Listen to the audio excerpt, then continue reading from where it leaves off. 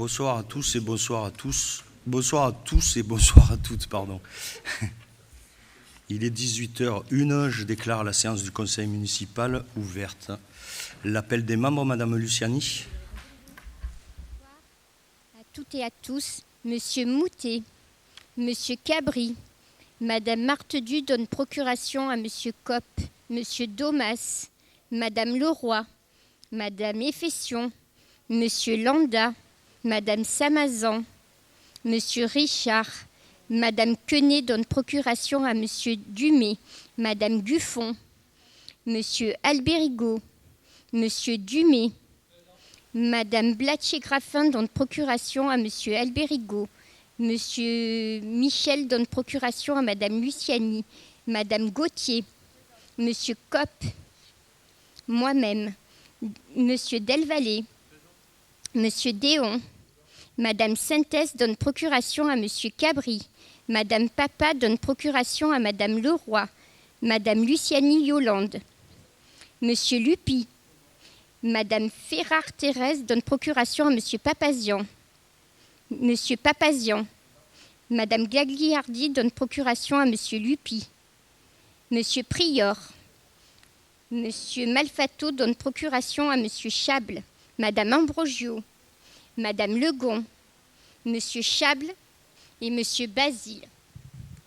Merci. On va passer à la nomination d'un secrétaire de séance. Je propose Madame Luciani Valéry. Il y a d'autres... non. Qui est pour? Unanimité, je vous en remercie. Je vais vous faire, comme à chaque début de séance, un petit communiqué. Dans le cadre de notre politique d'embellissement volontariste que nous menons depuis notre arrivée, nous allons franchir une nouvelle étape dans l'amélioration du cadre de vie de nos concitoyens, puisque j'ai pris l'initiative avec mon équipe de lancer une OPAH dénommée Cœur de Ville, en partenariat avec l'ANA, le département du Var et la communauté de communes Méditerranée Porte des Morts. Cette démarche s'inscrit pleinement dans notre volonté de redynamiser le centre ancien, va permettre de lutter contre l'habitat indigne et offrir à chacun un logement plus confortable. Grâce à des aides financières et à un accompagnement technique dédié, nos administrés pourront bénéficier d'un soutien concret pour réhabiliter leurs biens et améliorer leur performance énergétique. Je profite de vous informer qu'une réunion publique sera organisée le 28 février prochain, où sera détaillé l'ensemble de ce dispositif. Par ailleurs, des permanences sont d'ores et déjà mises en place les 2e et 4e vendredis de chaque mois dans les locaux de l'hôtel de ville au premier étage. Je vous remercie. On va passer à l'approbation du procès-verbal de la séance du 26 novembre. Y a-t-il des observations? Qui est pour? Unanimité, je vous en remercie. Les décisions du maire, Madame Luciani. Numéro 2434, portant défense des intérêts de la commune. Numéro 2435, portant provision pour créances douteuses budget ville. Numéro 2436, portant provision pour créances douteuses budget assainissement. Numéro 2437, portant provision pour risques et charges. Numéro 2501, liste des marchés passés au titre de la période du 5 novembre 2024 au 9 janvier 2025. Merci. Première délibération, donc, présentation du rapport annuel d'activité 2023 et 2024 de la Commission consultative des services publics locaux. Donc, comme vous pouvez le voir dans la délibération, il y a eu 2 rapports d'activité, donc en 2023 et en 2024. Donc, c'est juste pour prendre acte et voter et donner pouvoir à Monsieur le maire afin de prendre toute décision et signer tout acte ou tout document tendant à rendre effective cette délibération. Y a-t-il des observations? On va passer au vote. Qui s'abstient? Qui est contre? Qui est pour? Merci, unanimité. Madame Angélique Effestion, autorisation de signature d'un avenant numéro 7 au contrat de concession de service public pour la gestion et l'exploitation d'un crématorium. Considérant le contrat de concession de service public pour la gestion et l'exploitation d'un crématorium, le souhait du groupe FUNECAP de restructurer ses pôles régionaux, que la Commission administrative générale ressources humaines communication a été consultée le 23 janvier 2025. J'expose à l'Assemblée que depuis le 23 décembre 2009, la collectivité a conclu avec la société FUNECAP Sud-Est un contrat de concession de service public ayant pour objet la gestion et l'exploitation d'un crématorium pour une durée de 20 ans à compter du 1er janvier 2010, soit jusqu'au 31 décembre 2029.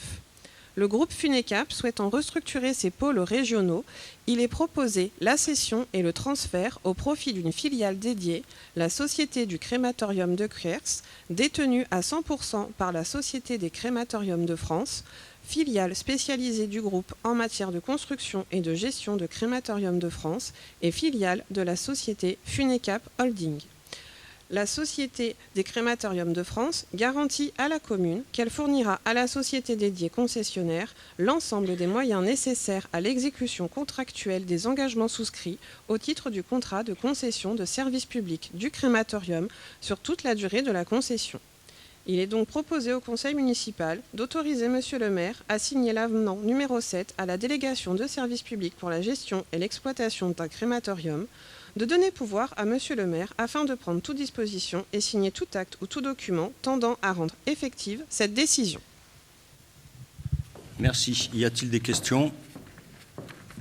Non. On va passer au vote. Qui s'abstient? Qui est contre?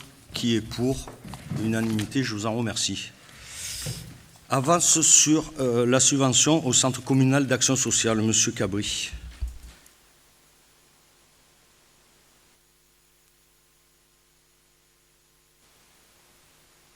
Et là, ça va? Ouais. J'avance un peu, je ne sais jamais. Donc je recommence. Le conseil municipal peut déroger en accordant par délibération une avance de subvention. Cette décision doit être motivée par un besoin de l'organisme, qu'elle ait été faite, vu l'avis de la commission finances, en fonction des prévisions établies, soit obtenir une avance de 100 000 €. Cette avance sera régularisée sur le budget primitif. Donc il est proposé au conseil municipal d'accorder une avance de la subvention au CCAS de Cuers d'un montant de 100 000 €. Il est dit que les crédits correspondants seront inscrits au budget primitif de l'exercice 2025, chapitre 65. Voilà. Merci. Y a-t-il des observations? Non, on va passer au vote. Qui s'abstient? Qui est contre? Qui est pour? Je prends toujours dans le même sens, donc... Allez, débat d'orientation budgétaire 2025 sur la base d'un rapport. Donc ça sera M. Cabri et moi-même qui vont intervenir, enfin tout au moins au début.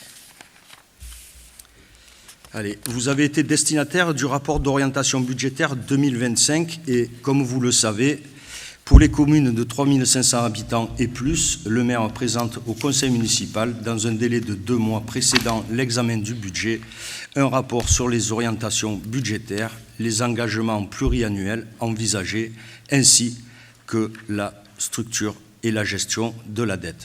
Ce rapport donne lieu à un débat en conseil municipal qui s'ouvrira dès la fin de nos interventions. C'est donc dans un contexte marqué par l'instabilité politique sur le plan national que ce budget 2025 va s'articuler. Le 5 février 2025, l'Assemblée nationale a adopté la version finale du PLF, la motion de censure ayant été rejetée. Le PLF doit être définitivement voté par le Sénat ce jour. Le projet du budget ambitionne de réduire le déficit public à 5,4% du produit brut intérieur en 2025, après un dérapage de 6,1% en 2024 et près de 5,5% en 2023. La part de la dette publique atteindrait 115,5% du PIB. Le déficit de l'État s'élèverait à 139 milliards d'euros. Quelques mots également sur la réduction des dépenses publiques. La réduction des dépenses publiques de l'État et de ses opérateurs de 23,6 milliards d'euros. Abandon de la suppression annoncée de 4 000 postes d'enseignants préservation des budgets des ministères régaliens, à savoir la Défense, l'Intérieur et la Justice, revalorisation du budget des Outre-mer pour répondre notamment à la reconstruction de Mayotte, diminution des budgets de plusieurs ministères, à savoir travail avec une baisse des aides à l'apprentissage, enseignement supérieur et recherche, écologie, agriculture, aide publique au développement, culture et sport. Baisse du niveau d'indemnisation des arrêts de maladie de courte durée des fonctionnaires, porté à 90% contre 100% aujourd'hui. L'allongement du délai de carence dans la fonction publique de 1 à 3 jours a été rejeté. Les mesures sur les collectivités et l'outre-mer. Effort budgétaire de 2,2 milliards est demandé aux plus grandes collectivités locales au lieu de 5 milliards d'euros envisagés par le gouvernement à l'automne. Baisse par rapport à 2024 du fonds vert destiné à accélérer la transition écologique dans les territoires. Les orientations budgétaires pour 2025 sont les suivantes. Pas d'augmentation d'impôts et maîtrise au mieux les charges de gestion courante et la masse salariale. Entre 2023 et 2024, nos dépenses réelles de fonctionnement s'élèvent à plus 3,24%. À titre indicatif et sur cette même période, nos charges à caractère général ont augmenté de seulement 0,54%. Pour notre budget 2025, nous gardons notre cadrage entre 0% et 1% d'augmentation par rapport au BP 2024 pour toute dépense non obligatoire, ce qui ferait au total une augmentation prévisionnelle de 1,3% de BP à BP pour 2025. Pour la masse salariale, le chapitre 012 pour 2025, elle subit une hausse de 6,33%. BP 2024, on était à 7,9 millions et BP 2025, on passerait à 8,4 millions. L'essentiel de la hausse est mécanique et vous sera détaillé par mon adjoint, M. Cabri, à qui je laisse la parole. Merci. En effet, comme évoqué dans le rapport au niveau des charges à caractère général, chapitre 11, la ville a poursuivi sa mobilisation en faveur de ses écoles, de la jeunesse cuersoise. Le BP 2025 intègre en année pleine le renforcement des services souhaités par la municipalité. Pour l'essentiel, voici les augmentations principales.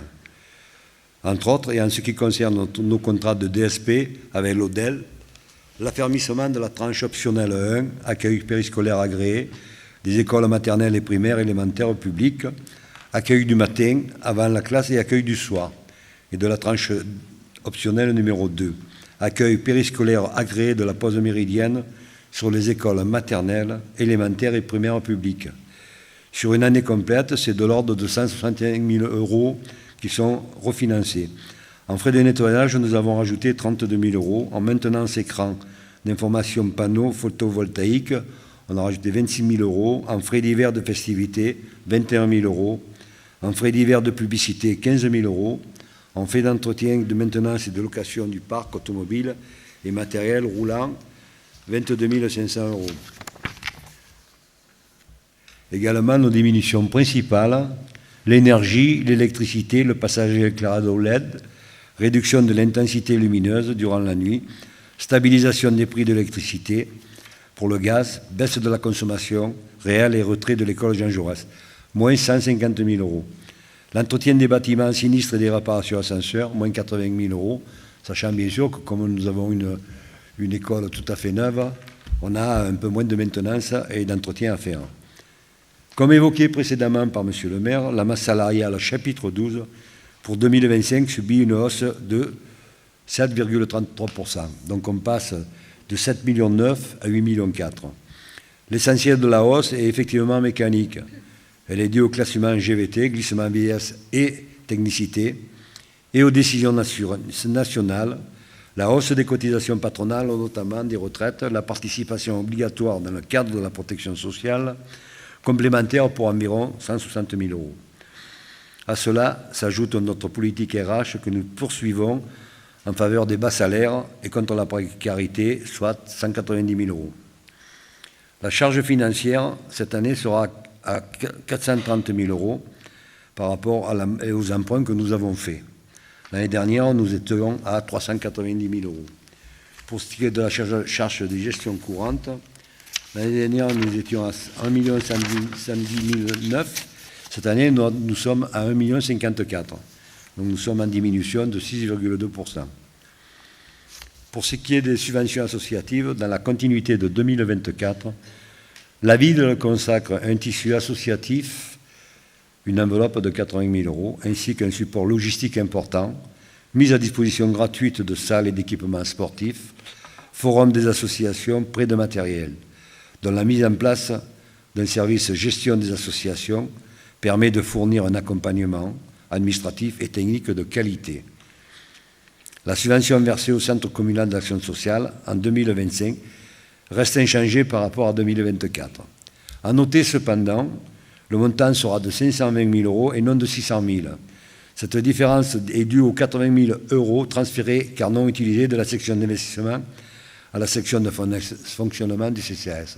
Le CCAS ne peut pas faire des financements d'investissement. S'agissant d'une recette nouvelle en fonctionnement issue des subventions ville, la ville en tient compte et diminue d'autant que sa subvention, mais qui, budgétairement, pour le CCAS, restera inchangée. Prélèvement au titre de l'article 55 de la loi SRU, suite au non-respect des plans triennaux des années 2020, la mise en carence de la ville suppose que soit prévue une enveloppe d'environ 400 000 euros afin de prendre en charge les pénalités potentielles et leur majoration.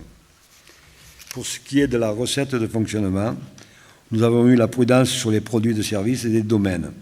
L'impact du contexte incertain pour un montant de 417 000 euros. Toujours pas d'augmentation d'impôts, comme vous a dit M. le maire, un produit fiscal estimé à environ 10 114 000 au titre de l'exercice 2025 au regard des prévisions du CA de 2024. Reversement du MPM, l'attribution de compensation, 973 000 euros, le fonds de péréquation des ressources communales et intercommunales, à raison de 150 000 euros, et une dotation de solidarité communautaire à raison de 1 244 000 euros. La dotation de l'État forfaitaire est estimée à 650 000 euros et la dotation nationale de péréquation est prévue à hauteur de 380 000 euros. Donc la capacité d'autofinancement est estimée à 2 466 300 euros. Voilà, donc là on a fait le... Donc les deux, en dépenses et en recettes, globalement en total, ce sera de 24 831 000. Et bon, surtout, il y a les virements à la section d'investissement, les opérations d'ordre, charges exceptionnelles, à raison de 9,7 millions. Merci, M. Cabri. La section investissement dépenses, nous poursuivons les mêmes objectifs depuis le début du mandat, à savoir créer des infrastructures nouvelles et bien sûr indispensables, rénover nos infrastructures existantes. Dans la continuité de 2023-2024, 2025 sera une nouvelle année de mobilisation financière pour nos investissements avec un prévisionnel d'environ 5,5 millions d'euros. En effet, nous allons poursuivre notre plan pluriannuel d'investissement et autorisation de programme crédit de paiement, la PCP, pour le budget 2025, à savoir, pour ce qui concerne les travaux avec autorisation de programme de crédit paiement 2025, la PCP, poursuite de l'opération du complexe sportif Roquefort pour un montant de 1,2 million, poursuite de l'opération de rénovation de l'éclairage public pour 750 000 euros, finalisation de l'opération de rénovation de l'extension du groupe Jean Jaurès pour 800 000 euros pour le CP de 2025, travaux de voirie 200 000 euros, OPH 71 000 euros, ADPH 40 000 euros. Pour ce qui concerne les travaux hors APCP, réhabilitation de la cuisine centrale, 600 000 euros, droit de préemption urbain, stratégie foncière, 200 000 euros, achat de terrain, site d'Éperguin à l'EPF, 100 000 euros, rénovation de l'Oustau Pertuti, 160 000 euros, le rond-point des Défends, c'est un rond-point qui va être financé en grande partie par le département, mais la commune mettra 140 000 €. Sécurisation du chemin Sainte-Christine, il faut refaire les murs de soutènement.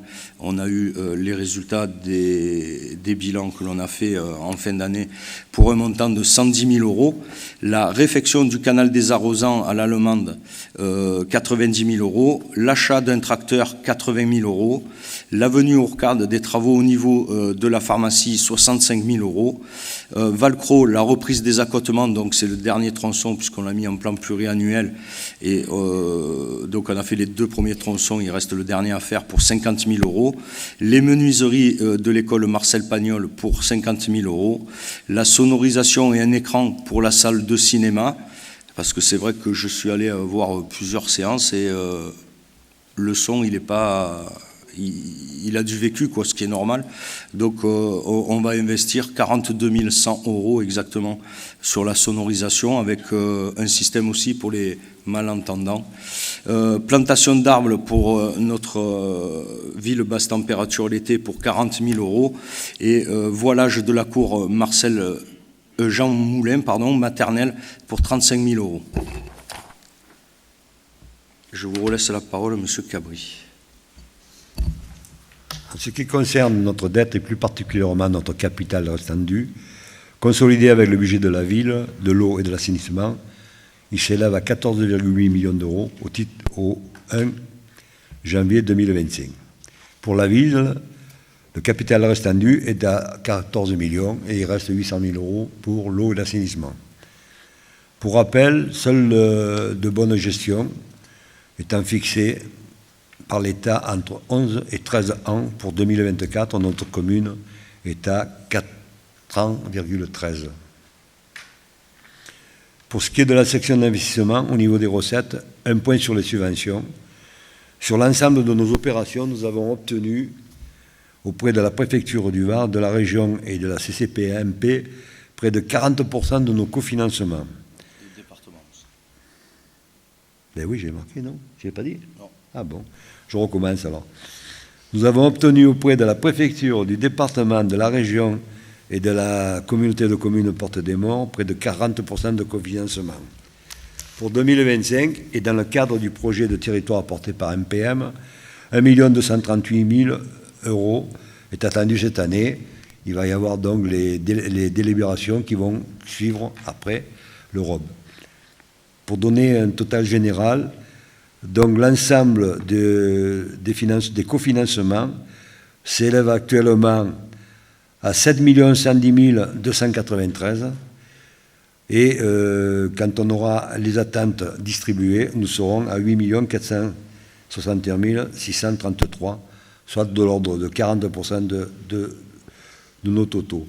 Pour donner un ordre d'idée, MPM c'est de l'ordre de 3 158 000, le département c'est de l'ordre de 1 820 000, la région c'est 1 499 000, préfecture État c'est 1 566 000 et quelques restes pour les autres sociétés.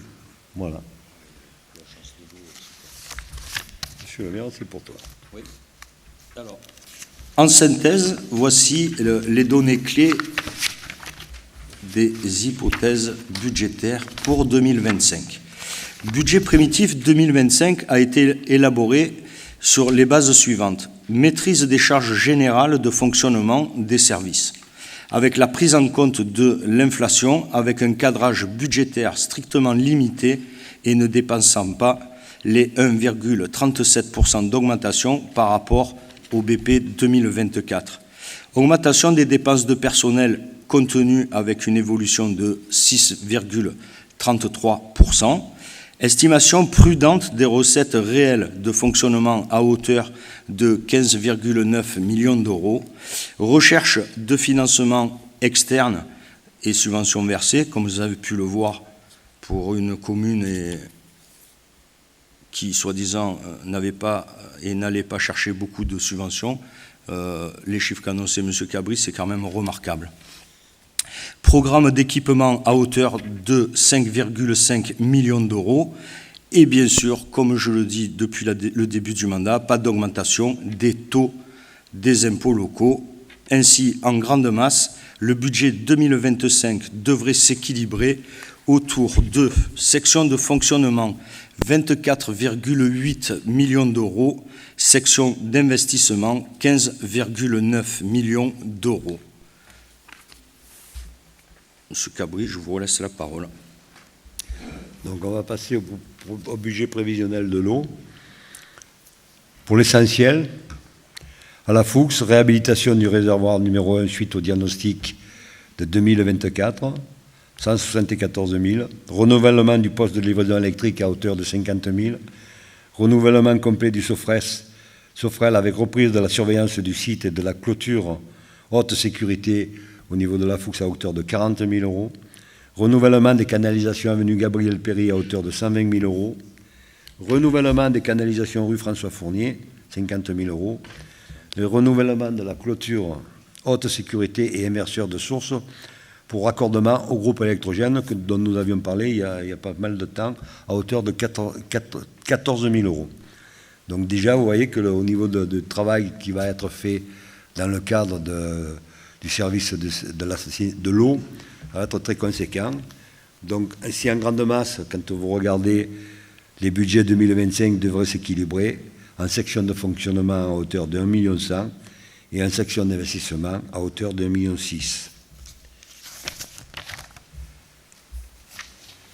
Là, vous avez la projection donc, du tableau. Renouvellement du réseau avenue de l'Âtre de Tassigny à hauteur pour le budget d'assainissement. Voilà. Ouais. Merci. Pour l'essentiel, renouvellement du réseau avenue de l'Âtre de Tassigny à hauteur de 125 000 euros. Renouvellement du réseau avenue Gabriel Péry à hauteur de 120 000 euros. Donc c'est toujours en parallèle avec ce qui se passe avec l'eau. Renouvellement du réseau de rue François Fournier à hauteur de 50 000 euros. Et réhabilitation de la STEP, armoire électrique et supervision phase 2 à hauteur de 72 000 euros. On s'aperçoit que dans la STEP, au fur et à mesure du temps, on l'a quasiment refaite. Ainsi, en grande masse, le budget 2025 devrait s'équilibrer à hauteur de section de fonctionnement 800 000 euros, section d'investissement 1,5 million d'euros. Voilà. Merci, M. Cabri. Il y aura encore beaucoup de travail sur l'assainissement comme l'année 2024. Allez, j'ouvre les débats.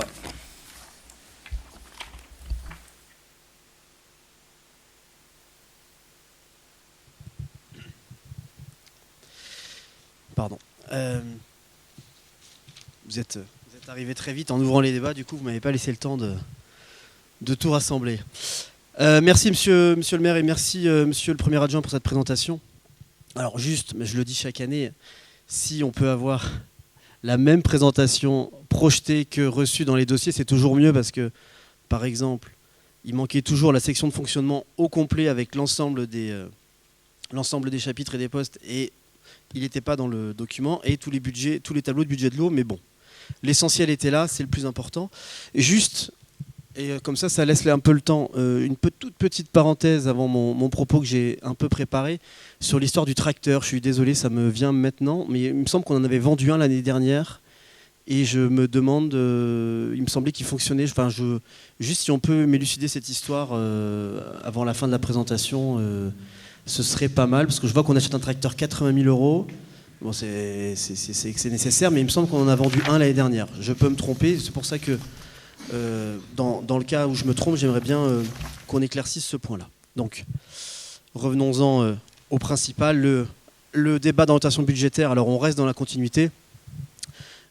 Bien sûr, le débat d'orientation budgétaire, le but, c'est pas c'est l'avant-première, si je puis dire, au budget primitif. Le but, c'est pas de commenter chaque chiffre, mais bien de saisir la direction que vous souhaitez prendre, au travers notamment des données clés.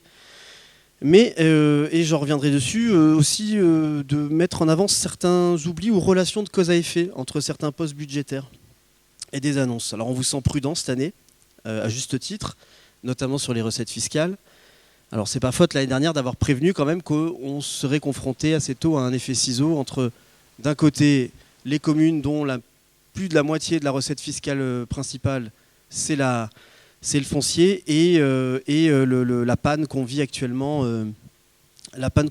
sur la croissance, sur l'inflation, etc., qui va peser sur les bases et donc sur le dynamisme. Mais bon, on sent comme un parfum de serrage de vis, pourquoi pas. Alors attention du coup de ne pas confondre, de ne pas mélanger serrage de vis et le pas cher qui coûte cher au final, c'est-à-dire de ne pas entretenir du matériel qui finalement finit par tomber en panne et on doit en racheter un autre plus onéreux. Je ne pense pas, mais c'est juste un petit rappel. Pas d'augmentation d'impôts, vous le dites, mais j'aime à rappeler chaque fois qu'en fait, ce n'est pas depuis 2020, mais c'est depuis 2015 que les taux n'ont pas bougé. Alors, maintenant, je vais essayer de suivre un petit peu le sens du document. Je vais essayer de vous donner les numéros de page pour qu'on parle de la même chose. Histoire de l'année dernière, j'étais allé un peu trop vite et du coup, il y avait eu quelques confusions. Donc, en page 3, vous nous dites, vous parlez de mobilisation en faveur des écoles et de la jeunesse. Pourquoi pas? Moi, je suis tout à fait content et je trouve que c'est bien pour les enfants. Mais là, ça fait plusieurs années que ça s'accumule. Ça mériterait une vision plus claire du coup. Car chaque année, on augmente, on affermit les tranches optionnelles, on rajoute des choses. Non pas que je dise que c'est pas bien de le faire. C'est pas du tout mon propos. Mais ce que je voudrais dire, c'est que quid du coût global désormais. Parce que on prend en page 5 le fameux tableau en bas des effectifs mairie. Et vous nous annoncez une baisse de 19 emplois depuis le début du mandat. Mais en fait, une partie, c'est la disparition de ce qu'on appelait les vacataires, et c'est marqué, hein, qui passe de 25 à 0. Mais une partie de ces vacataires, c'était justement ceux qui assuraient... alors je ne vais pas rentrer dans les termes techniques ou dans les noms exacts pour ne pas embrouiller tout le monde, mais ceux qui s'occupaient des enfants périscolaires, c'est toute cette loi issue depuis 2014. Donc ces vacataires aujourd'hui n'existent plus et sont remplacés en partie par justement les tranches de l'ODEL pour garder les enfants à différents moments de la journée. Et on passe donc de 25 vacataires dont l'emploi était suivi, dont on pouvait regarder, on pouvait voir chaque année l'évolution, la rémunération, etc., à une espèce de DSP global dont le coût augmente du coup on perd un petit peu ce retracement des différentes évolutions de poste. Et je pense vraiment que ça mériterait qu'on ait une vision un peu plus nette, un peu plus claire, pas maintenant, pas forcément, mais sur effectivement combien ça coûtait avant, combien ça coûte maintenant, quelle est l'évolution, peut-être le prix par enfant ou le prix par animal, je ne sais pas. Mais ça mériterait qu'on entame une réflexion dessus parce qu'on perd un peu de traçabilité pour le coup. Page 4, vous nous parlez d'énergie. Alors je suis tout à fait d'accord que, heureusement que le prix de l'énergie diminue. Juste, quand vous dites moins 151 000 euros, là aussi, on n'a pas le détail, mais c'est pas très grave, c'est que le DOB, donc je vous le demande pas, et il n'y a pas la polémique, elle n'est pas là-dessus. La question, c'est, on oublie de préciser que, en fait, c'est pas réellement une baisse pour partie, puisque si on va jusqu'à la page 16, on voit que par le marché de renouvellement de l'éclairage qu'on a passé, la baisse, on oublie de dire, donc page 16, je vais vous le lire, comme ça au moins ce sera plus clair. Ça, j'aurais aimé que ce soit précisé. Que la ville de Cuers a bénéficié d'un projet de performance énergétique, d'une avance remboursable auprès de la Caisse des dépôts, dont le remboursement s'effectue par le biais de ses économies d'énergie. Donc on n'a pas réellement une baisse de moins 151 000, on l'aura quand on aura fini de rembourser l'avance remboursable. Pour l'instant, on rembourse l'avance remboursable, donc c'est pas une vraie baisse, mais bon, c'est juste un détail, j'aurais aimé qu'on le précise. Sur les recettes, les fonds de concours, etc., bon, rien de nouveau, on est dans la continuité des gros investissements. Sur les investissements APCP, non plus, pas de choses structurantes et on reste sur les différents éléments. Donc il y a quelques nouveautés, mais pas à des niveaux très importants. Pour l'Oustaou, tant mieux qu'on refasse la façade. Il y a un coup de pinceau qui attend depuis 5 ans. Juste, est-ce qu'on la fasse cette fois-ci comme c'est prévu depuis le départ? Moi, j'ai toujours en travers de la gorge la rénovation de l'Oustaou où on devait avoir des cloisons amovibles. Au final, on ne les a jamais eues. Voilà, parce que c'était trop cher. Bon. Je parlais de l'Oustaou. On va la faire en entier cette rénovation. On ne va pas oublier un morceau comme pour les cloisons amovibles qu'on devait avoir à l'intérieur de l'Oustaou et qu'on n'a jamais eu. Voilà. Petite satisfaction pour le chapitre sur la loi SRU. Satisfaction de voir qu'effectivement vous restez prudent. Mais je me demande du coup, Mais je sais, on en a discuté, mais c'est bon de le rappeler à chaque fois que qu'on signe ou pas une convention de mixité sociale, qu'on promette monts et merveilles, en fait, au final, quand vous regardez dans Var Matin, quand vous regardez l'interview du préfet, quand vous regardez les différents éléments de l'année dernière, même il n'y a qu'une seule commune qui tient ses engagements, et toutes les autres, même celles qui font des efforts, mais complètement comment dire, disproportionnés peut-être, sont quand même soumis à la carence. Donc, je vois que cette année, vous avez évité un petit peu le côté, grâce à la convention de mixité sociale, bon, ça permettra de rattraper, puis de construire moins, et puis éventuellement, voilà, non. Clairement, chaque année, on sera prélevé d'un impôt, ce que j'appelle une taxe, un impôt de mixité sociale de 400 000, 420, 430. Et c'est pas près de... Malheureusement, ce n'est pas prêt de s'arrêter, et c'est d'autant plus grave. C'est d'autant plus grave que cette année, dans tous les projets de ETR et décile qui vont être supprimés, il y a un petit ajout, hein, je vous le dis, c'est les communes, les projets de ETR seront privilégiés les communes qui ont une volonté et ont une trajectoire de logements sociaux qui convient. Donc en fait, on aura moins de DETR et on aura toujours cette carence. L'eau, l'assainissement maintenant, un peu le plus gros. Comme l'année dernière, oui, bravo pour l'eau et l'assainissement. Alors un petit bémol, mais je vais le préciser après, mais bravo pour l'eau et l'assainissement. Le travail est fait. Bravo à l'équipe, bravo à M. Kopp. Alors je ne vais pas trop en dire, M. Kopp. J'aimerais éviter qu'on dise qu'on pactise ensemble et qu'il y ait des publications sur les réseaux. Voilà. Je ne veux pas créer de dissension dans l'équipe, donc je vous dis bravo, mais je mets une petite réserve. Faut pas être trop sympathique. Parce que bon, après, il peut se passer des choses. Juste le bémol, et là je ne le vois pas dans vos orientations budgétaires, parce que, et là vraiment c'est un point d'alerte, c'est bien de faire les travaux, c'est bien de faire l'assainissement, mais j'aimerais qu'on ait là pour le coup une vraie discussion sur ce qui se passe après, quand il y a des problèmes qui surgissent. Et je pense à la rue de la Fraternité. Je pense aux gens que j'ai pu rencontrer, aux caves que j'ai pu visiter, où quand la personne est de bonne foi, vous dit qu'il n'y a jamais eu de remontée, ni d'infiltration, ni d'eau depuis qu'il est là, et que depuis les travaux, il y a de l'eau qui arrive, et qu'il sent une certaine, un certain mutisme, pas que lui, que d'autres. Certains vont même, alors ça j'ai pas rencontré la personne, mais on aurait dit à quelqu'un de creuser un puisard dans sa cave pour évacuer les eaux. Bon.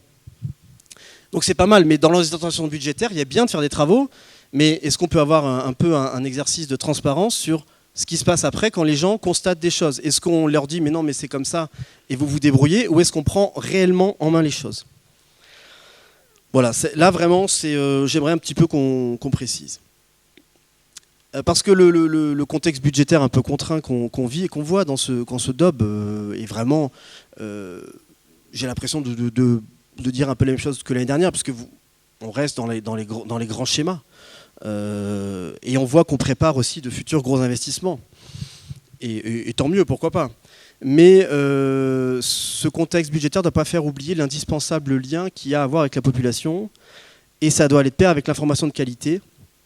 Et là, je conclurai par ça. Dans les orientations budgétaires, je comprends qu'on coupe un peu, qu'on essaye un peu de serrer la vis. Je comprends qu'on essaye un petit peu de faire attention, et c'est très bien. N'importe quelle entreprise, n'importe quel ménage un peu sensé, le contexte budgétaire est difficile, on fait attention. Donc c'est bien qu'une commune le fasse. Et moi, je voulais vraiment finir sur quelque chose où je trouve vraiment que peut-être que ça aurait mérité plus de pédagogie, plus d'annonces, plus d'anticipation. Dans les annonces, c'est concernant les écoles. Parce que je veux bien qu'on parle ils ont manqué de prudence, ils n'ont pas fait attention, ils n'ont pas demandé. Mais quand je vois qu'à Jean Jaurès, on a annulé des projets de sortie scolaire, de voyage scolaire. Parce que on leur aurait annoncé en janvier que finalement la subvention ne serait pas de temps mais de temps, et qu'on se rattraperait sur le deuxième type de forfait qui est le forfait par élève. Mais c'est 2 semaines avant le voyage scolaire. On se dit une fois, peut-être qu'elle dit qu'à l'oral, on lui aurait dit mais qu'au final, peut-être, coïncidence. Mais quand je vois la même chose à Jean Moulin, c'est-à-dire qu'on nous dit exactement la même chose à Jean Moulin, que ça s'est passé exactement de la même manière. Enfin, je veux dire, quand vous avez une subvention qui est versée depuis 2-3 ans sur un système qui est conçu, c'est-à-dire c'est pareil, on reste sur le même rythme. Que le corps enseignant, que les enfants, que les parents s'engagent dans une voie de programmation. En fait, quand ça change d'une année sur l'autre, tant pis si c'est en cours d'année, en fait. Il faut laisser la même chose sur l'année scolaire en cours, il faut revoir l'année suivante. On ne bouscule pas tout au milieu de l'année. Surtout qu'a priori, ça n'a jamais été évoqué. Je veux dire, au niveau écrit, à aucun moment. Et on leur annonce ça juste avant. Donc, c'est soit on prévient en septembre, soit on fait le point durant l'été, soit on se dit, bon, bah voilà, l'année prochaine, je vous préviens, par contre, ce sera temps, et ça laisse à tout le monde le soin de se retourner. Vous voyez là, il est là le lien avec la population. L'orientation budgétaire, de serrer un peu, de faire attention, je suis pour, il n'y a pas de souci. Moi, vous me verrez toujours pour dire, oui, faisons des économies, faisons attention. Mais par contre, à un moment, quand ça se passe dans 2 écoles différentes, et qu'on annonce en cours d'année que finalement le budget a changé, je suis désolé, ça, c'est pas concevable. Et ça mériterait peut-être un exercice, un petit peu de clarification aujourd'hui. Mais voilà ce que je voulais dire. Je pense qu'on se retrouvera, là c'était le plat de résistance, je pense qu'on se retrouvera autour du BP très vite. Et à ce moment-là, on pourra parler un peu plus chiffres. Merci à vous. Allez, je vais commencer par la fin, et si Madame Leroy elle veut rajouter quelque chose, elle pourra le rajouter. Vous pensez bien que le budget pour les écoles, il n'a pas été réduit. Au contraire, il a augmenté. Pour preuve, la rénovation des bâtiments scolaires, les équipements numériques, les fournitures scolaires, l'accueil périscolaire, la restauration scolaire, le maintien des effectifs des ATSEM, l'accès à la culture, la prise en charge des enfants, le soutien à l'école privée, l'amélioration des intervenants techniques. Plus de 2400, et ça répond à votre question sur les budgets par enfant, c'est 2400 € par enfant et par an, ça représente. Voilà. Et concernant le voyage au ski, hein, j'ai envoyé un courrier explicatif, bien sûr. Alors, je vais vous le lire. Malgré les contraintes budgétaires actuelles, nous avons tenu à sanctuariser la dotation financière des fournitures scolaires, élément pédagogique essentiel. Il reste suffisamment d'argent dans les budgets alloués pour 2025 pour organiser des sorties dans chaque école. Il serait irresponsable de penser que la ville, à toutes ses charges, peut continuer à augmenter des crédits alloués indéfiniment. Ce budget a été confié aux directions d'école. Donc vos questions, vous allez les poser au directeur d'école. Hein, et vous verrez que c'est pas trop la faute de la mairie. Et c'est le fonctionnement normal à elle de proposer un programme de sortie adapté à leurs besoins pédagogiques et aux moyens disponibles. Comme dans la vie de chacun, les directions de nos écoles sont confrontées à des choix, à des arbitrages pour faire coïncider au mieux leurs envies, leurs besoins et leurs moyens. En aucun cas, il n'y a eu de suppression décidée par la ville. D'ailleurs, en aucun cas, une décision d'annulation de séjour ou de sortie relève d'une décision du maire. Voilà. Donc je regrette la déception causée par l'annulation de cette classe de neige, mais je suis convaincu que les équipes pédagogiques sauront proposer des alternatives intéressantes et enrichissantes pour vos enfants. C'est le courrier que j'ai envoyé dernièrement. Vous voulez rajouter quelque chose, Madame Leroy ? Bonsoir.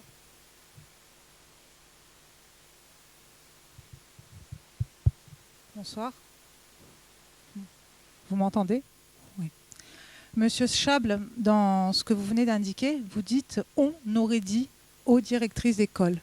Donc je suppose que le « on », c'est moi. Je pense que je sais encore ce que je dis.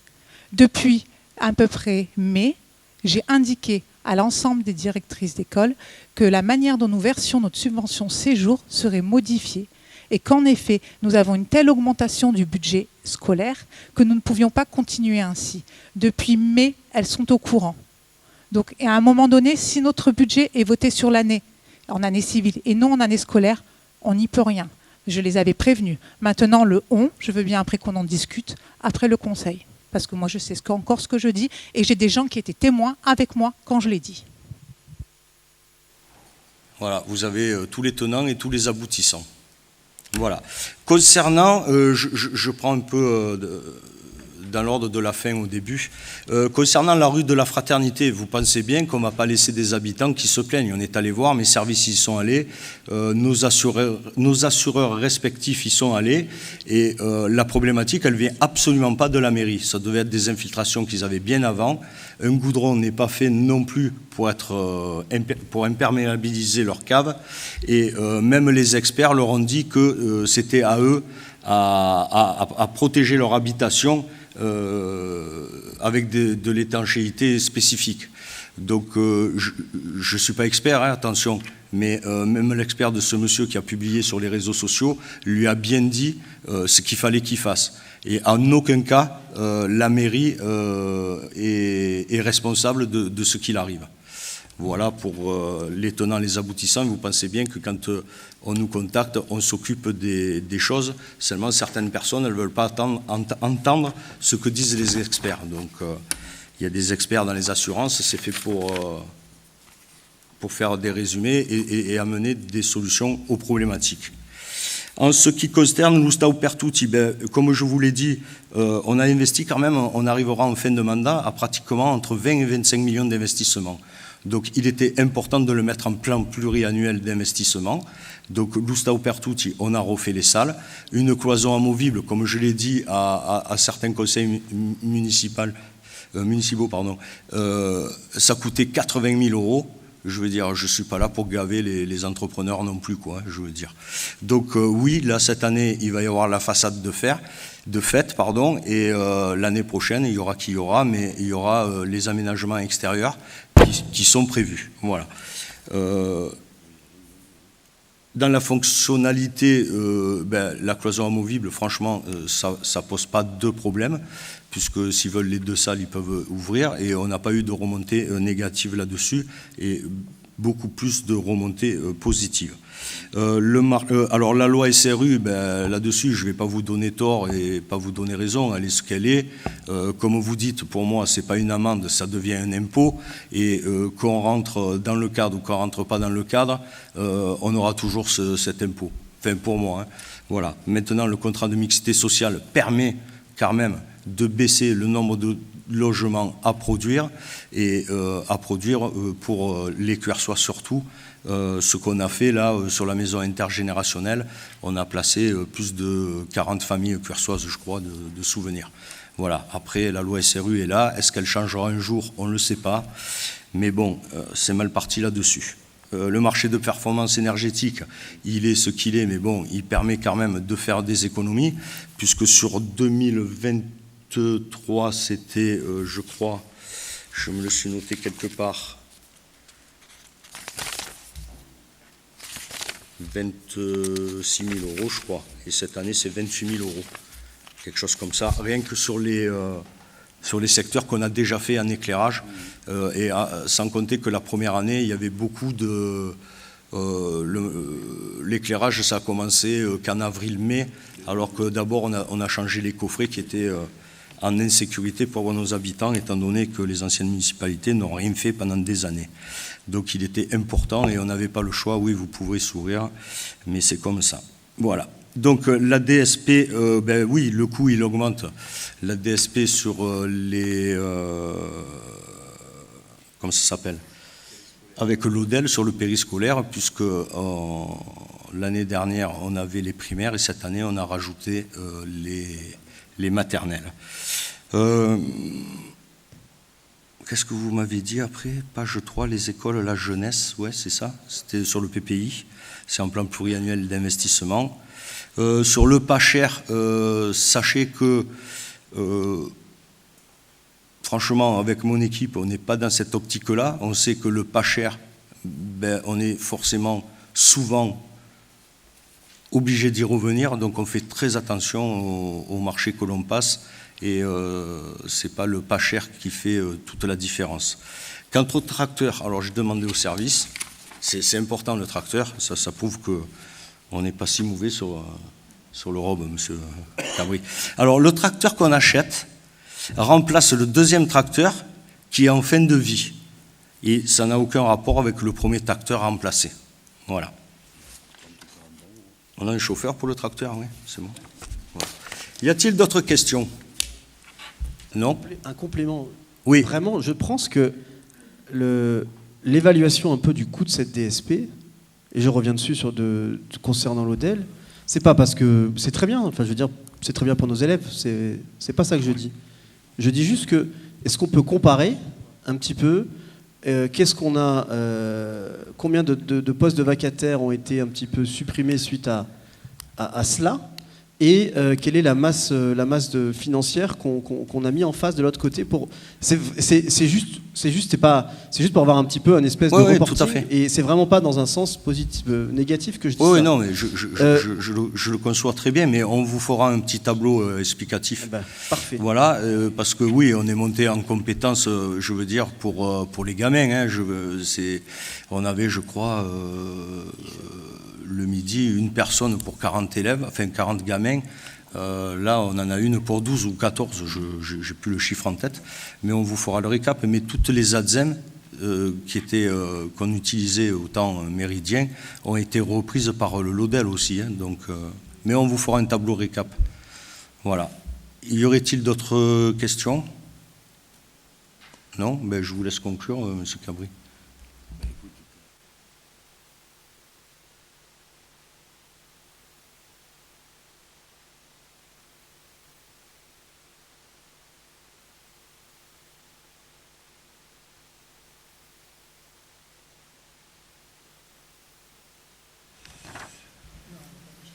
Donc il est proposé au conseil municipal de prendre acte que le débat d'orientation budgétaire a eu lieu sur la base, 2025 a eu lieu sur la base d'un rapport joint en annexe. Voilà. Et de le voter. Où? Ouais, et de voter. Moi, j'ai pas de voter. Ah, moi, j'ai de voter. Ah bon? Et de voter l'existence du rapport visé par l'article L. 2312-1 du Code général des collectivités territoriales joint en annexe sur la base duquel s'est tenu le débat d'orientation budgétaire. Donc, je vous demande de prendre acte et on va passer au vote. Qui s'abstient? Qui est contre? Qui est pour? Unanimité, je vous en remercie. Autorisation de signature d'une convention passée avec la communauté de communes Méditerranée Porte des Morts pour l'attribution d'un fonds de concours pour la restructuration du groupe scolaire Jean Jaurès, la phase 3, et après on vous présentera un petit film. La commune assure la maîtrise d'ouvrage de cette opération et a sollicité la communauté de communes Méditerranée Porte des Morts pour la contribution financière sous la forme de l'attribution d'un fonds de concours phase 3, réhabilitation de l'école Jean Jaurès. Le montant prévisionnel de la phase 3 est de 2 296 004 € et 26 centimes. Le montant du fonds de concours de Méditerranée Porte des Morts est de 803 601 €, soit 35% du montant hors taxe de la phase 3. La convention d'attribution au bénéfice de la commune de Cuers encadre les droits et les obligations de chaque partie. Il est proposé au conseil municipal d'autoriser M. le maire à signer la convention, de donner pouvoir à M. le maire afin de prendre toute disposition et de signer tout acte ou tout document tentant à rendre effective cette décision. Juste pour vous faire un petit rappel, parce que j'y tiens, sur la restructuration du groupe scolaire Jean Jaurès et les subventions.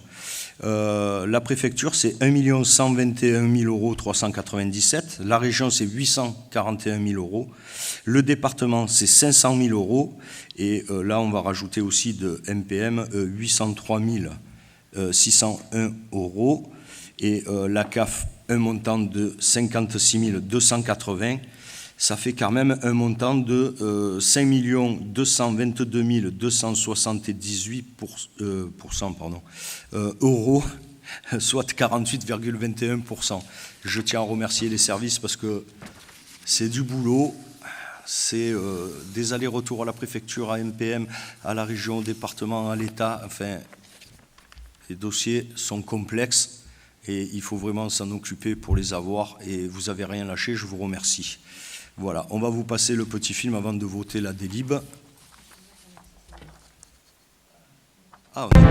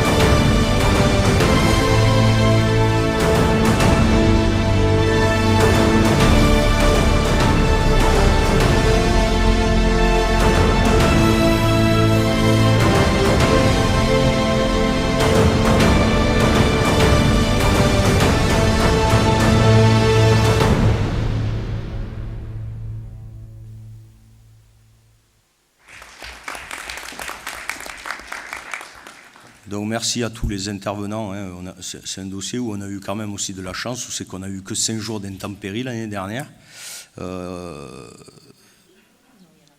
On a eu des entreprises sérieuses. Aucune entreprise aussi qui a déposé son bilan, parce qu'il faut relancer sinon des marchés, ça fait perdre du temps. Donc tout ça a fait qu'on a cette réalisation. Voilà, merci aux services, à tous les services de la mairie, parce que tous ont travaillé, et tous les élus, bien sûr. Voilà. Donc, y a-t-il des questions? On va passer au vote. Qui s'abstient? Qui est contre? Qui est pour? Unanimité. Je vous en remercie. Même délibération pour le complexe sportif Roquefort. Donc là, c'est le montant prévisionnel de la restructuration du complexe Roquefort est de 2 188 756 € et on demande un fonds de concours de 434 399 €, soit 19,85% du montant. Et en subvention, comme à Jean Jaurès, je vais vous donner les chiffres, j'y tiens. Alors, la préfecture, 75 800, la région, 220 000 €, le département, 54 000 €, MPM, 434 399, la Fédération française de foot, 50 000 €. On arrive donc à un montant de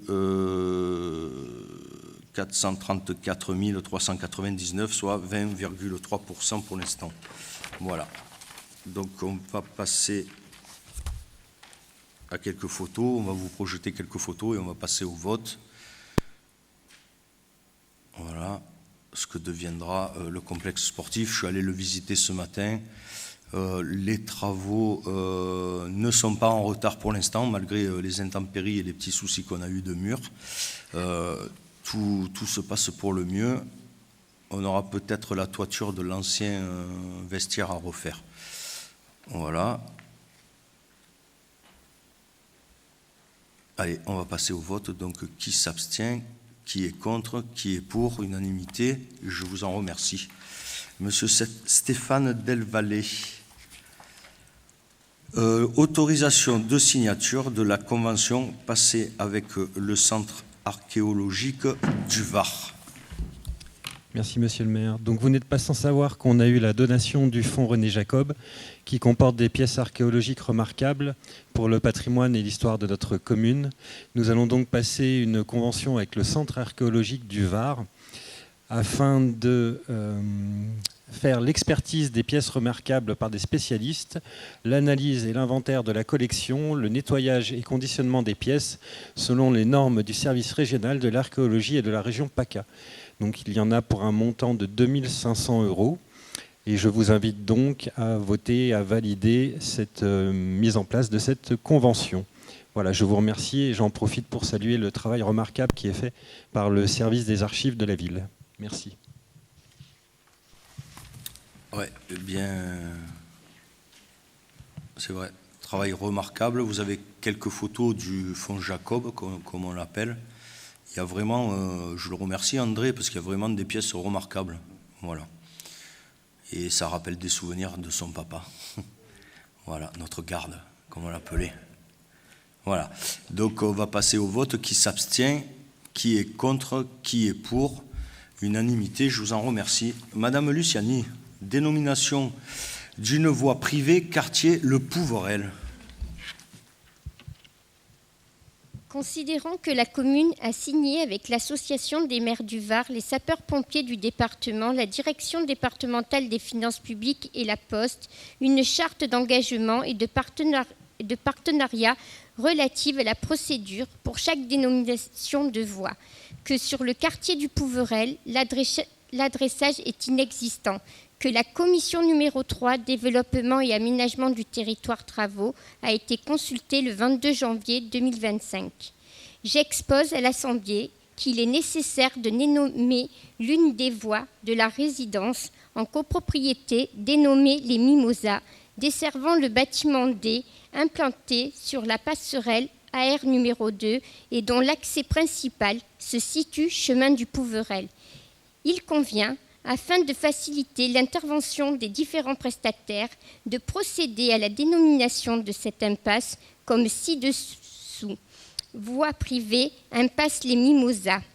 Il est proposé au conseil municipal de dénommer la voie privée, impasse des Mimosas, située dans la résidence en copropriété dénommée Les Mimosas, dont l'accès principal est le chemin du Pouverel.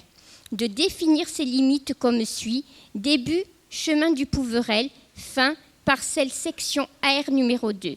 Il est dit de mettre en place la signalisation correspondante et d'informer les usagers concernés. Merci Madame Luciani. Valérie, y a-t-il des questions? On va passer au vote. Qui s'abstient? Qui est contre? Qui est pour? Unanimité. Merci. Allez, la même chose, Madame Luciani, dénomination encore d'une voie quartier des Pouverel. Résumé. Cette voie est située dans le même quartier que précédemment, donc je vous fais grâce des considérants. J'expose à l'Assemblée qu'il est nécessaire de dénommer la voie desservant l'accès d'une part du bâtiment A de la résidence en copropriété dénommée Les Mimosas, située sur la parcelle cadastrée section AR numéro 2, d'autre part les parcelles cadastrées section AR numéro 55, numéro 6, numéro 8, numéro 10 et numéro 16. Il convient, afin de faciliter l'intervention des différents prestataires, de procéder à la dénomination de cette impasse comme ci-dessous. Voie publique, impasse des Grenadiers. L'accès principal de cette impasse est situé chemin du Pouverel. Il est proposé au conseil municipal de dénommer la voie publique impasse des Grenadiers, dont l'accès principal se situe sur le chemin du Pouverel, de définir ses limites comme suit. Début chemin du Pouverel, fin parcelle section AR numéro 16. Il est dit de mettre en place la signalisation correspondante et d'informer les usagers concernés. Madame Luciani d'avoir résumé cette délibération. On passe au vote. Qui s'abstient? Qui est contre? Qui est pour? Unanimité, je vous en remercie. Dénomination de voie privée, quartier Saint-Pierre, Madame Luciani. Considérant que la commune a signé avec l'Association des maires du Var, les sapeurs-pompiers du département, la direction départementale des finances publiques et la Poste, une charte d'engagement et de partenariat relative à la procédure pour chaque dénomination de voie, que la Commission développement et aménagement du territoire travaux a été consultée le 22 janvier 2025. J'expose à l'Assemblée qu'un permis d'aménager a été autorisé en date du 2 octobre 2024 sur les parcelles cadastrées section AD numéro 7 et numéro 135 pour la réalisation du lotissement dénommé les Bastides des Veilles, comprenant 2 lots à bâtir. Il convient, afin de faciliter l'intervention des différents prestataires, de procéder à la dénomination de cette impasse comme ci-dessous.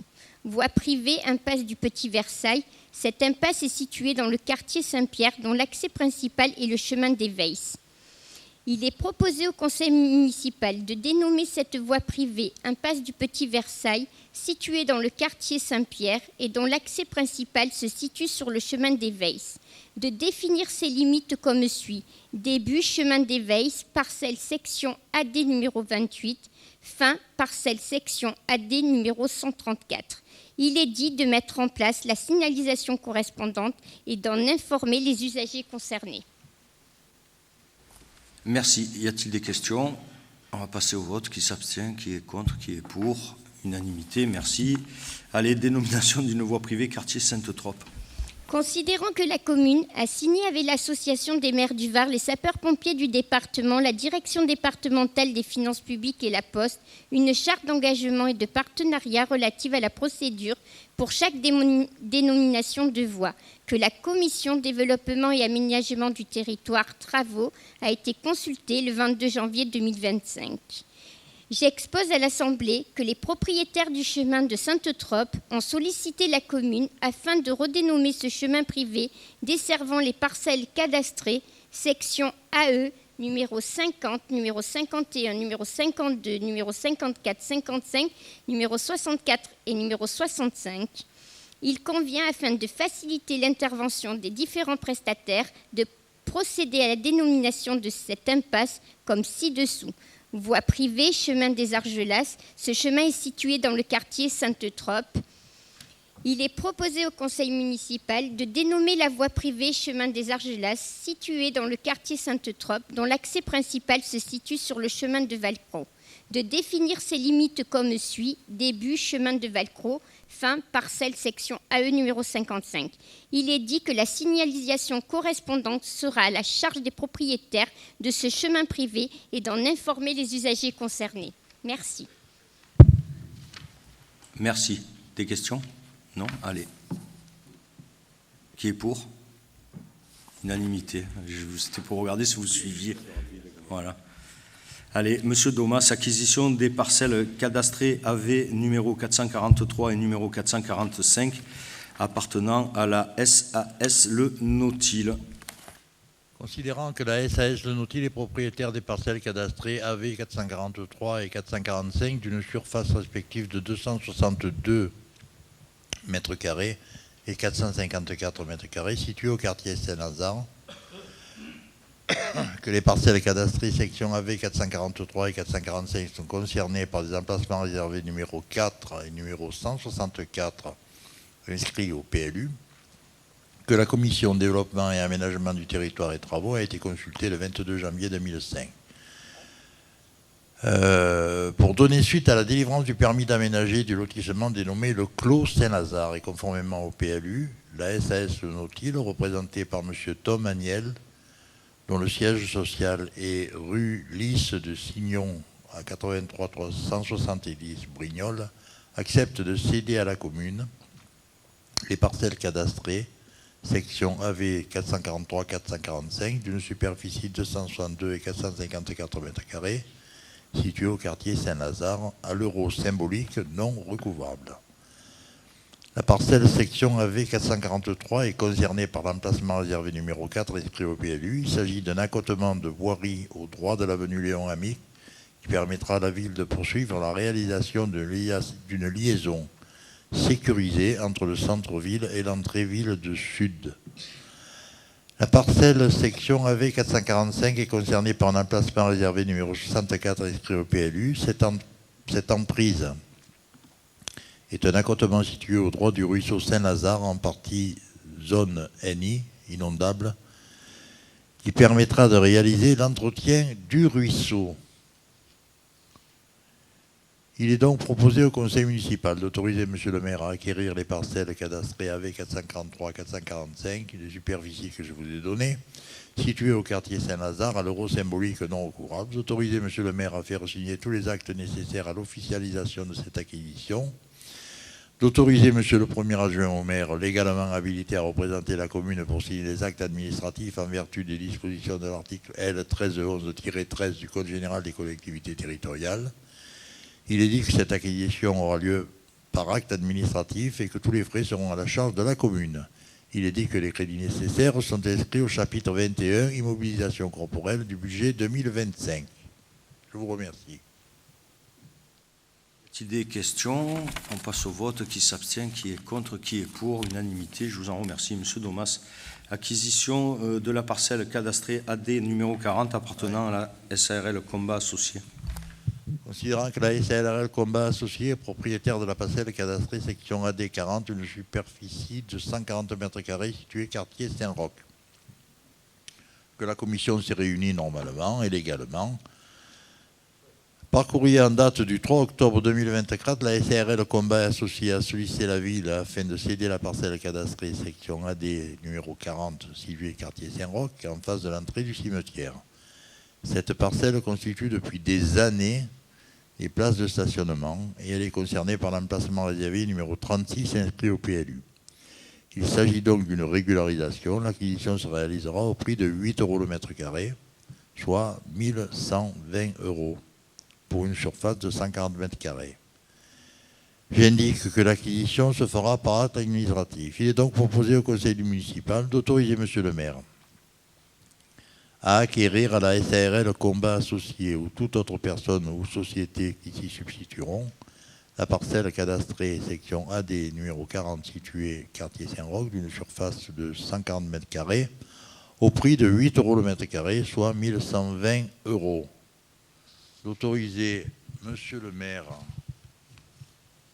à faire signer tous les actes nécessaires d'officialisation à cette acquisition et d'autoriser Monsieur le premier adjoint au maire de Cuers, également habilité à représenter la commune pour signer les actes administratifs en vertu des dispositions de l'article L. 1311-13 du Code général des collectivités territoriales. Cette acquisition aura lieu par acte administratif et tous les frais seront à la charge de la commune. Il est dit que les crédits nécessaires seront inscrits au chapitre 21, immobilisation corporelle du budget communal 2025 lors de son adoption. Je vous remercie. Monsieur Domas, y a-t-il des questions? Non. Allez, on va passer au vote. Qui s'abstient? Qui est contre? Qui est pour? Unanimité, je vous en remercie. Monsieur Robert Domas, cession d'une portion du chemin rural dénommé les Thibourins. Considérant que le chemin rural des Thibourins, situé au quartier de Guéroir, fait partie du domaine privé de la commune, se termine en impasse sur une propriété privée, que le dit chemin rural divise les unités foncières appartenant aux mêmes propriétaires, vu l'avis des domaines en date du 10 janvier 2025 et considérant que la commission de développement OEL s'est réunie aussi, j'expose à l'Assemblée que Madame Sophie Bola, viticultrice, a sollicité la commune afin d'acquérir une partie du chemin rural des Thibourins afin d'établir une seule et même unité foncière avec le foncier lui appartenant. Ce chemin rural divise deux unités foncières, ses parcelles cadastrées section D 563 et numéro 585 et du numéro 592, divisant les plantiers de vignes en trois. De plus, cette portion de terrain finit en impasse sur ses propriétés. Un géomètre expert a été mandaté afin de procéder à la division du chemin rural et l'élaboration d'un document d'arpentage. La portion détachée sera cadastrée section D 2999 pour une contenance de 304 m² de terrain. Cette cession est consentie au prix de 400 €. Il est proposé au conseil municipal, toujours les mêmes choses, d'autoriser le maire à céder une portion du chemin rural des Thibourins qui sera cadastrée D 2999 d'une contenance de 304 m² située au quartier de Guéroir au prix de 400 €. D'autoriser Monsieur le maire à signer tous les actes nécessaires à l'officialisation de cette cession et d'autoriser Monsieur le premier adjoint au maire, légalement habilité à représenter la commune pour signer les actes administratifs en vertu des dispositions de l'article L. 1311-13 du Code général des collectivités territoriales. Il est dit que cet échange aura lieu par acte administratif et tous les frais seront à la charge de Madame Sophie Bola. Voilà. Merci pour ce résumé, Monsieur Domas. Allez, on passe au vote. Qui s'abstient, qui est contre, qui est pour? Unanimité, je vous en remercie. Allez, dernière délib, Monsieur Domas. Si vous pouvez la résumer, ça ferait plaisir à tout le monde. Alors, des affectations... Je vais la résumer. Je vais vous lire les considérants, parce qu'autrement je me fais taper sur les doigts. Par Monsieur le maire, évidemment. Donc, considérant que la parcelle cadastrée AA 66 d'une contenance de 96 m² située rue des Manants appartient à la commune. Que sur la dite parcelle, un riverain a édifié depuis des temps immémoriaux une terrasse de 11 m² en partie couverte. Que les propriétaires actuels souhaitent régulariser la situation, qu'il y a lieu d'une part de constater la désaffection de 11 m² de la parcelle cadastrée AA 66 d'une contenance de 96 m² en tant qu'elle n'est plus utilisée pour le service public, ni aucun autre service, et qu'elle n'est pas ouverte au public, et d'autre part d'en prononcer le déclassement du domaine public et de l'intégrer dans le domaine privé communal. On a l'avis du domaine en date du 19 décembre 2024 et la commission, elle s'est réunie le 22 janvier 2025. Madame Audrey Rallot et Monsieur Baptiste Canet sont propriétaires de la parcelle cadastrée AA62 où est implantée une maison de village. Depuis plusieurs années, ce bien profite d'une terrasse de 11 m² construite sur une partie de la parcelle AA66 appartenant à la commune. Les propriétaires ont sollicité la commune afin de régulariser cette emprise de 11 m². Un géomètre expert a été mandaté afin de procéder à la division de la parcelle concernée et à l'élaboration du document d'arpentage. La portion détachée de 11 mètres carrés, cette section est concentrée au prix de 1440 €. 1440 €. Il est donc proposé au conseil municipal, toujours pareil, d'autoriser monsieur le maire à désaffecter une partie de la parcelle cadastrée AA66 d'une contenance de 11 mètres carrés, d'autoriser monsieur le maire à prononcer le déclassement du domaine public, la parcelle cadastrée AA66 d'une contenance de 11 mètres carrés et de l'intérêt au domaine privé du communal. C'est le AA qui vous fait rire. D'autoriser monsieur le maire à signer l'acte authentique et toutes les pièces nécessaires à la cession à intervenir entre la commune et madame Audrey Rallo et monsieur Baptiste Canet sur le terrain cadastré section AA66 situé rue des Manants d'une superficie de 11 mètres carrés au prix de 1440 €, payable le jour de la signature de l'acte authentique. Il est dit que cet acte sera rédigé chez maître Sabrina Guel, notaire à Guerre, et que tous les frais seront à la charge de madame Audrey Rallo et de monsieur Baptiste Canet. Je vous remercie. Y a-t-il des questions? Non? Allez. La prochaine fois, je ne demande plus de synthétiser. Qui est pour? Unanimité, je vous en remercie. Allez, vite fait, je vous fais quelques communiqués de fin de séance.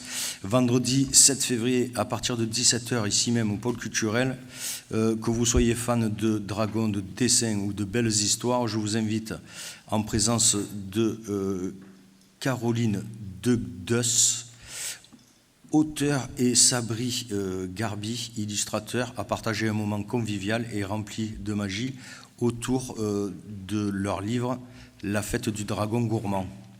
Sabri, c'est notre graphiste. Voilà. Pour la Saint-Valentin, n'oubliez pas, on fait comme l'année dernière, on a fait paraître sur les supports de la ville. N'hésitez plus et laissez un cupidon pour éliminer vos mots. Vos messages seront diffusés le vendredi 14 février sur les panneaux lumineux de la ville. C'était bien sympathique ça l'année dernière, et ça fait rigoler certains, c'est amusant. Et c'est bien cool. Voilà, le 1er mars, le carnaval provençal, donc venez nous rejoindre en famille ou seul pour vivre une expérience unique et contribuer à la richesse culturelle et au dynamisme de notre ville, tous à vos costumes. Et bien sûr, vous retrouverez toutes ces informations sur les différents supports de la ville. Et pour information, logiquement, le prochain conseil municipal se tiendra à 18h au pôle culturel le jeudi 6 mars. Merci à toutes et merci à tous pour la bonne tenue du débat. Je déclare la séance du conseil municipal close.